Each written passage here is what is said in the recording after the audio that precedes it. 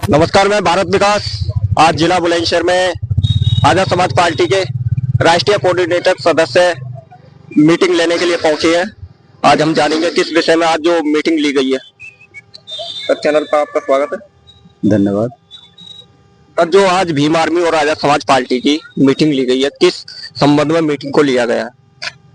देखिए, आज आजाद समाज पार्टी और भीम आर्मी का हमने एक प्रशिक्षण शिविर लगाया और वो बहुत बेहतरीन। यहाँ पर काफ़ी समझदार लोग, काफ़ी ये कैडर जो हुआ, तो इसमें क्या कि देखिए, कोई भी आंदोलन, कोई भी संगठन सफल कराना है तो किसी मकसद को हमें प्राप्त करना है तो उसके लिए प्रशिक्षित कार्यकर्ता होने चाहिए।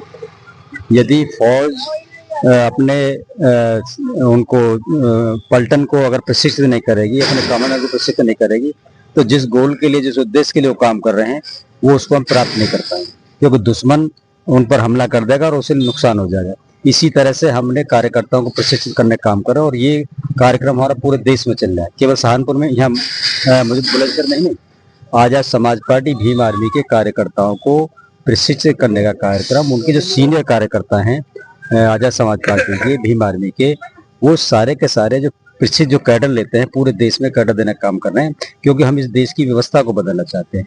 क्योंकि व्यवस्था को हम क्यों बदलना चाहते हैं? कि व्यवस्था को इसलिए बदलना चाहते हैं क्योंकि ये व्यवस्था, ये शोषणकारी व्यवस्था है। ये मात्र चंद लोगों के लिए लाभकारी है, बहुसंख्यक लोगों के लिए ये शोषणकारी है। इसलिए हम इस व्यवस्था से जो दुखी लोग हैं वो एकजुट होकर इस व्यवस्था को बदलना चाहते हैं।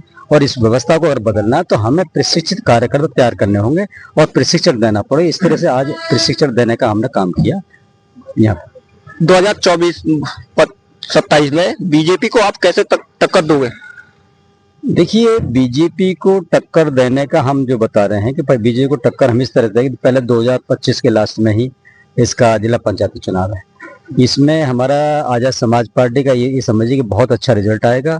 और बीजेपी को आने वाले समय में, यदि बहुजन समाज के जितने भी संगठन काम कर रहे हैं, जितने भी राजनीतिक संगठन हैं, या तो एक मंच पर आएंगे, और नहीं भी आए तो आने वाले समय में आजाद समाज पार्टी बीजेपी को मात देने का काम करेगी।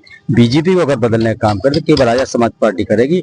और भारत में कोई भी बहुजनों की ऐसी पार्टी नहीं है जो कांग्रेस थी। कांग्रेस और भाजपा दोनों के दोनों एक सिक्के के पहलू हैं। उनमें कांग्रेस आती है तो कोई बदलाव नहीं होगा हमारी स्थिति में, भाजपा आती तो स्थिति रहेगी, कांग्रेस आती वही स्थिति रहेगी।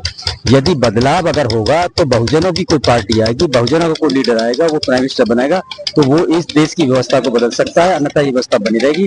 और आने वाले समय आजाद समाज पार्टी भाजपा को सत्ता से बाहर करने का काम करेगी। और आने वाले समय में समान विचारधारा के दलों से एक गठबंधन का प्रयास करेंगे। जब गठबंधन बनेगा तो हम भाजपा को सत्ता से बाहर करेंगे।